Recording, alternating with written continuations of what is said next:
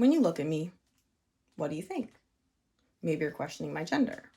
You're pretty sure that I'm a woman, and so am I. Or maybe you're pretty sure that I'm someone who's assigned female at birth. And I was. Maybe you will consider if I'm some non-binary gender, and I might be. Or maybe you don't really care what my gender is, and you're more concerned about what's going on with my hair. It is natural for humans to make assumptions based on what they know to be true.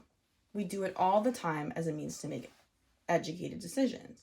Like, if I'm walking outside at night and someone comes up behind me, I'm going to do the best I can to try and gauge what their gender is, because if it's a man, I may act differently than if it was a woman, just based on what I know to be true about men. Some men. However, that does not mean that these generalizations are correct or should stay. I'm constantly unpacking these generalizations that I have about certain groups of people, and I urge you all to do the same. Perhaps consider gender less in certain situations. Because most of the time, someone's gender has nothing to do with you. And additionally, there's really no way to know what someone's gender is, if they're trans or cis or not, without making assumptions or asking directly. According to a recent Pew poll, nearly 90% of Americans say they personally know someone who is lesbian, gay, or bisexual. And if you know me, Sydney Wexler, grade A lesbian, you're in that 90%. If you don't know me, sorry, but I'm sure you do know some pretty awesome queer people.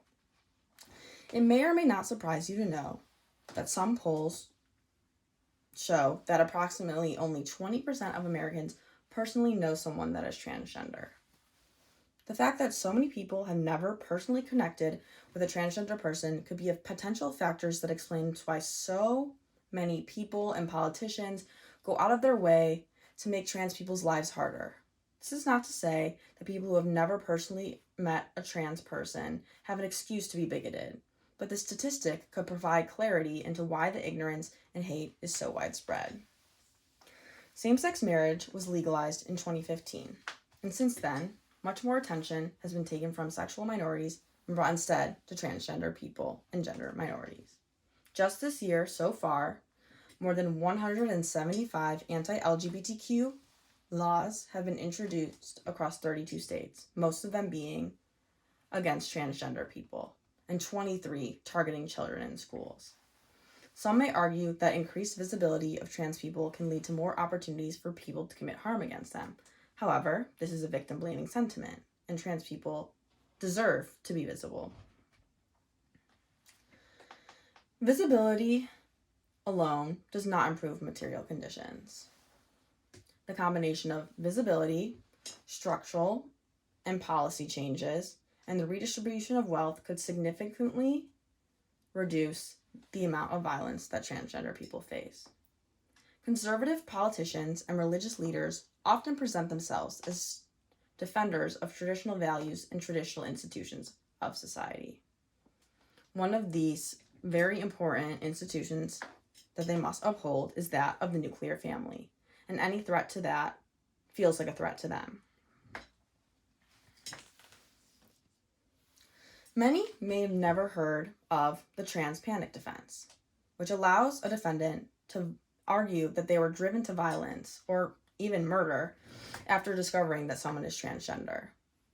And this can be deemed a valid legal defense in 33 states.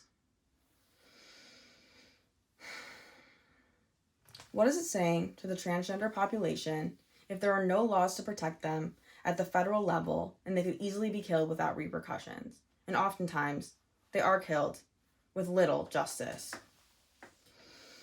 For both cis and trans women, their gender will be perceived and encoded based on their appearance and other visual and audio clues. A cisgender woman with masculine characteristics, like short hair, like myself, may receive more weird looks in the women's bathroom than a transgender person with long hair, makeup, and who's wearing feminine clothing. This is again to reiterate the fact that there is really no way to know what someone's gender is without being potentially invasive, making assumptions that could be incorrect. And so it's best to not assume. While the federal government fails to show up for trans people, the U.S. Department of Education has agreed on formal guidance for transgender students, including schools must refer to transgender students using their preferred pronouns and names. Students must be allowed to use communal restrooms and locker rooms as they please or be given other accommodations. And the schools and districts must protect transgender students from bullying and harassment. For trans people, healthcare and gender-affirming medical care can potentially be life-saving, yet it remains very inaccessible. Many trans people have had negative experiences with medical professionals and thus distrust them to seek medical help when it comes to problems that are and are not related to their gender. Adults reported providers exhibiting gender insensitivity, displays of discomfort, substandard care, verbal abuse, forced care, or just plain denial of service. It is clear that many of these professionals are unprepared to treat queer people.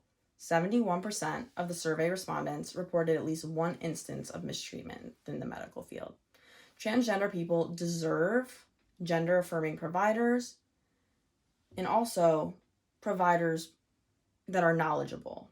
Transgender people should not have to be teaching their medical providers about the help they need.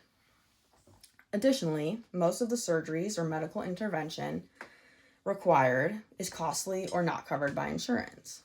Insurance is often linked to one's place of employment, but employment discrimination is prevalent amongst the transgender community, and thus this impacts their ability to get consistent gender-affirming care, like hormone replacement therapy, which can cost hundreds of dollars a month out of pocket if you're not on insurance. Insurance providers are the ones who decide whether gender-affirming surgeries are medically necessary and thus should be covered. But, like doctors, these insurance providers are not trained to treat the transgender population and do not understand their specialized needs. In fact, the American Medical Association and American Psychiatrists Association have recommended that the medical school curriculum in the United States be altered to provide more training regarding the unique needs of lesbian, gay, bisexual, and transgender patients. These are two very credible organizations that are often cited by reputable people and scholars. In 2020, at least 44 transgender or gender nonconforming people were killed by violent means, and this was the largest number recorded by the Human Rights Campaign since they started tracking it in 2013. Unfortunately, 2021 saw the record increase. By November, 47 recorded victims of being killed by violent means were counted by the Human Rights Organization. Out of these 49 recorded victims, 39 were trans women, which is about 82%, and 28 were Black trans women, about 60%. Black people only make up 12% of the population. 16% of that 12% are transgender people, Black transgender people, which means that even less are Black transgender women. And it is abhorrent that so many Black trans women are killed every year. Some even regard it as an epidemic because it is such a small amount of the population, yet they're killed so disproportionately. Additionally, Black trans women face the intersection of racism, transphobia, and misogyny. So not only are they persecuted for being transgender, but they also face violence for being women, for being transgender women, for being Black and transgender. It's just the varying intersections open them up for more discrimination.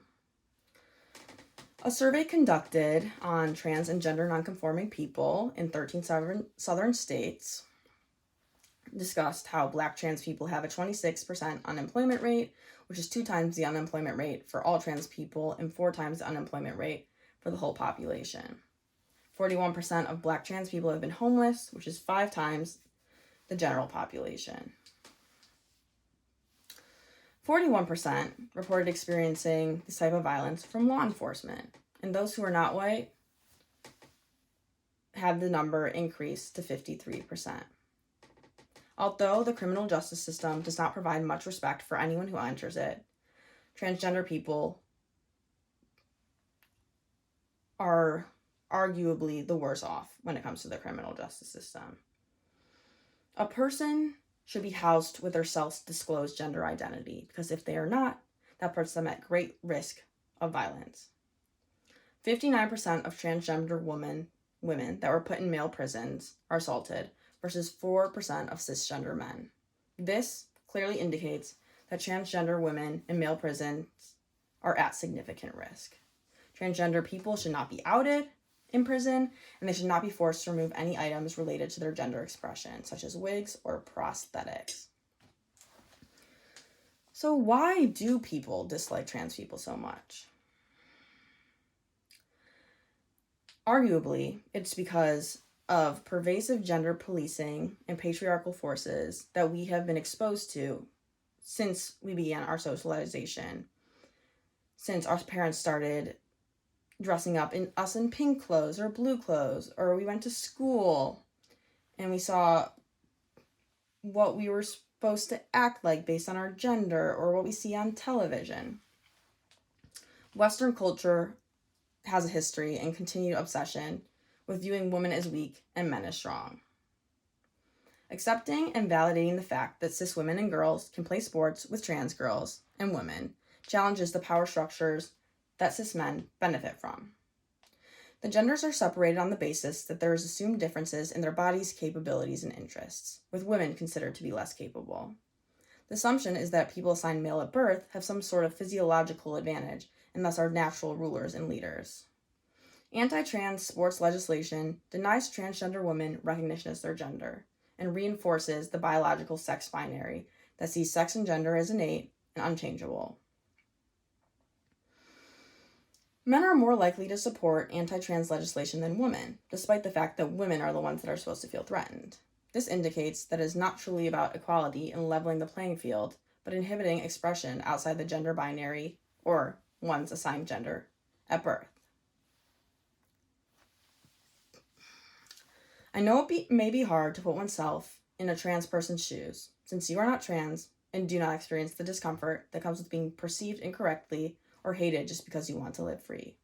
I urge you to ask yourself, what is so bad or harmful about stepping outside one's assigned gender and its related expectations? How can we improve our own lives by allowing ourselves to do so? How can we be more authentically ourselves when we do not allow ourselves to be limited by gender norms? Thank you.